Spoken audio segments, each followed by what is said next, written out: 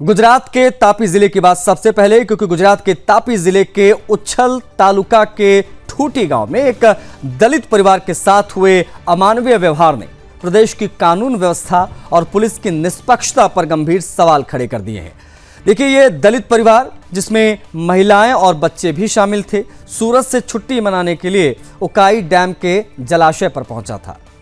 वहां पर इस परिवार को एक मुस्लिम भीड़ ने निशाना बना लिया। 18 मई की ये घटना है, जब महिलाएं डैम के किनारे नहा रही थीं।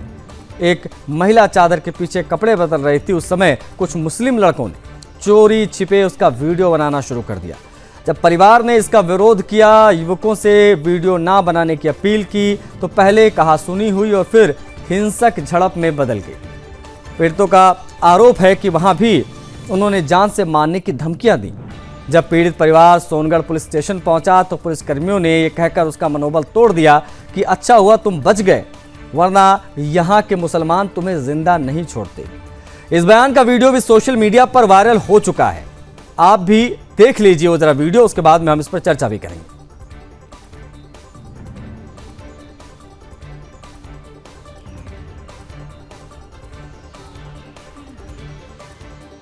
अभी पुलिस वाला हमने એવું કહેતા હતા કે આ તો તમે બચી ગયા, क्या तो અહીં સોનગઢના મોમેડન છે, તમને લોકો તો મારી જ લાગે। पहलगांव जैसी सेम घटना हमारे गुजरात में बनी है, सोनगढ़ में।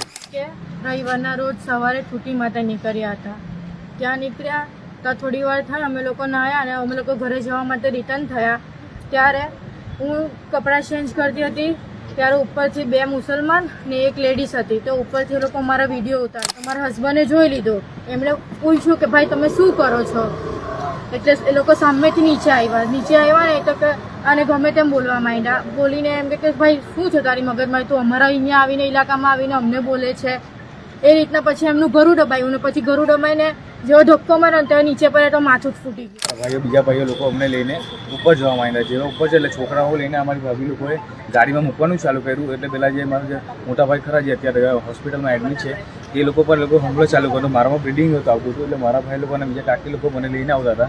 જેવા અમે પહોંચીએ તેઓ મારા ચશ્મા છે તો મને અહીંયા ચશ્મામાં ફટકો માર્યો, એટલે મારા ચશ્મા લીધે મારો આ ભાગ બચી ગયો। મારા ચશ્મા ત્યાં તૂટી ગયા, તો મારા બીજા ભાઈ લોકોને લોહી લુહાણ કર્યું। ત્યાંથી અમે તાત્કાલિક ગાડીને ભગાવતા હતા, તો અમારા જે ભાઈ લોકોની ફોર વ્હીલર હતી એ લોકોને તાત્કાલિક ઇમરજન્સીમાં લઈ જવાનો। પોલીસને ફોન કર્યા, આવી નહીં રહી। ભાગવા ગયા તો ગાડી પર બી એ લોકો હુમલો કરવાનું ચાલુ કરેલું।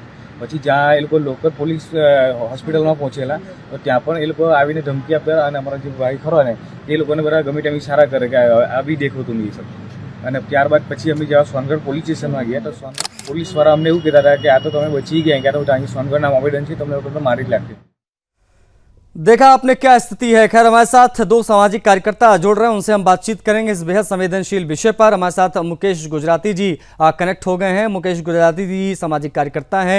बहुत स्वागत है मुकेश जी आपका। साथ साथ में स्क्रीन पर आपको दिखाई दे रही काजल हिंदुस्तानी, ये भी सामाजिक कार्यकर्ता हैं। काजल हिंदुस्तानी जी, आपका भी बहुत स्वागत है।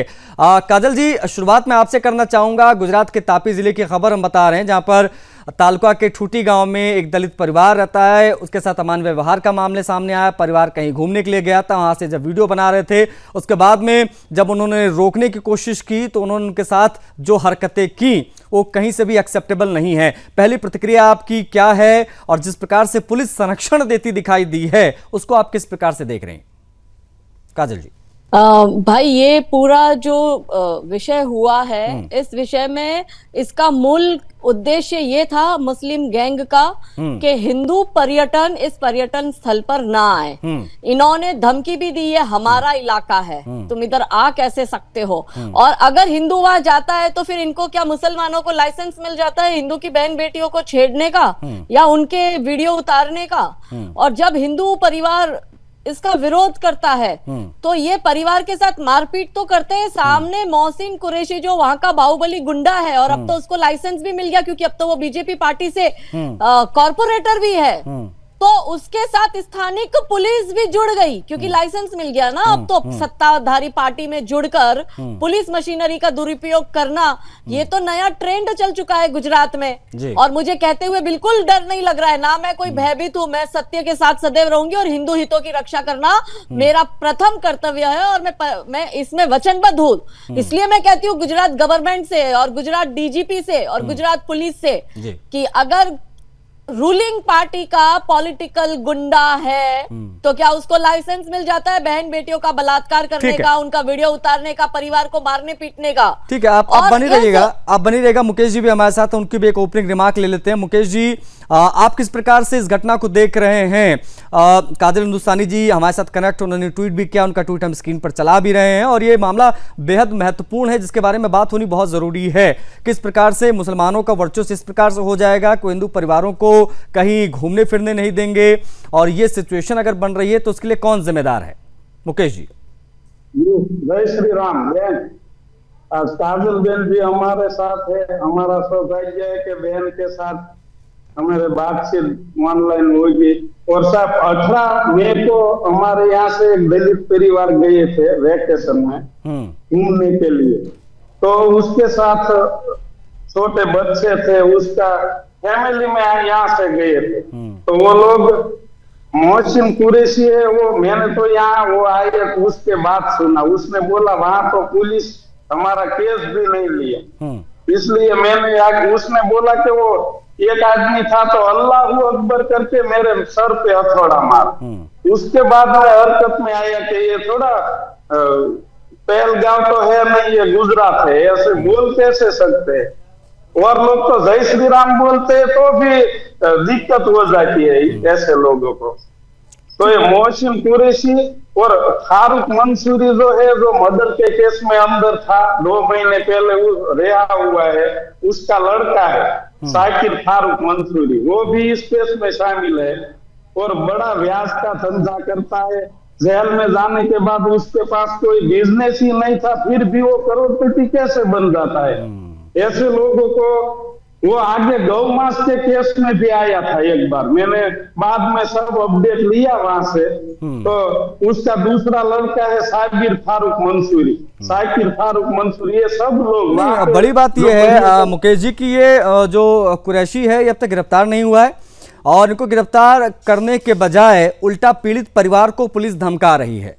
सोनगढ़ पुलिस ये जो कृत्य कर रही है उसके लिए भी जिम्मेदारी, जवाबदेही तय करना चाहिए सरकार को, इसकी भी हम बात करेंगे। आप दोनों हम बात कर रहे हैं पुलिस प्रशासन के अमानवीय व्यवहार की, जिहादियों के इस हरकत की जिसने कई सवाल खड़े कर दिए हैं। दलित परिवार जिसमें महिलाएं और बच्चे शामिल थे, सूरत से छुट्टी मनाने के लिए ये उकाई डैम गए थे, लेकिन वहां पर क्या हुआ, उसके बाद पुलिस ने क्या किया, इन सब की बात बहुत जरूरी है। हमारे साथ मुकेश जी कनेक्ट है, हमारे साथ काजल जी कनेक्ट, हम दोनों से बातचीत कर रहे हैं। काजल जी, पुलिस के पास जब कोई शिकायत लेकर पहुंचता है तो उम्मीद रहती है कि पुलिस उनकी मदद करेगी, लेकिन जस्ट ओनली बिकॉज की जो आरोपी है वो भारतीय जनता पार्टी से जुड़ा हुआ है, इसलिए इस प्रकार की हरकत करना और ये कहना कि वो तो तुम लोग बच गए नहीं, मुसलमान आपको छोड़ते नहीं, ये किस प्रकार की हरकत है पुलिस की? किसकी जवाबदेही इस पर तय होनी चाहिए? सरकार से क्या मांग? भाई यही कारण है कि गुजरात में लॉ एंड ऑर्डर चरमरा गया है, और पहले ये कहते थे मोदी का गुजरात है, मगर अब ये मुल्ले का गुजरात बन चुका है। यहाँ पर मुसलमानों के इतने पावर बढ़ चुके हैं और मुसलमान गुंडागर्दी पर उतर चुके हैं, क्योंकि वो पॉलिटिकल रूलिंग पार्टी से जुड़कर उनको लाइसेंस मिल चुका है, और उनके इस कुकर्म में स्थानिक पुलिस भी इनका साथ देती है, क्योंकि पुलिस के कुछ होंगे हिडन बेनिफिट्स जो वो लोग पूरा करते होंगे उनकी डिमांड, इसलिए पुलिस भी इसमें जुड़ी। तो अब आप सोचो कि बेचारा पीड़ित न्याय मांगने किसके पास जाए जब लॉ एंड ऑर्डर को ये कुरैशी जैसे गुंडे अपनी जेब में लिए घूमते हैं। कि इसमें आप क्रोनोलॉजी पर आप जाएंगे तो मैंने आज पूरा ट्वीट में वो स्पष्ट किया है कि पहले मुसलमान गैंग हिंदुओं पर अटैक करती है, हिंदू जान बचाने के लिए पुलिस की सहायता मांगता है, पुलिस कहती है तो तुम बच गए, मुसलमानों ने तुम पर उपकार कर दिया, वरना वो तो जान से मार देते, तुम उनके इलाके में आए हुए हो। उसके बाद पुलिस मुसलमानों के साथ मिलकर उल्टी झूठी कंप्लेन इनकी करती है, सिर इनके फूटे, बहन बेटियों से इनके साथ जबरन हुआ, इनके हाथ पैर तोड़े गए, इनको मारा पीटा गया, इनको लहूलुहान करा गया, और उल्टा पीड़ित पर ही पुलिस किस बेस को लेकर एफआईआर कर रही है? क्या पुलिस को नहीं पता कि ये मोहसिन कुरैशी का पासा लगा हुआ है, इसका गुनाहित बैकग्राउंड है, इसके बाप का गुनाहित बैकग्राउंड है, इसके चाचाओं का गुनाहित बैकग्राउंड है, इसके जो बिजनेस पार्टनर है उनका गुनाहित बैकग्राउंड है, ये लोग लव जिहाद करते हैं, इसके खानदान में लव जिहाद करे हुए, इसके बाप ने, इसके चाचा ने, इसके दूसरे चाचा ने, ये खुद कितनी हिंदू महिलाओं का शोषण कर चुका है। क्या पुलिस को नहीं पता?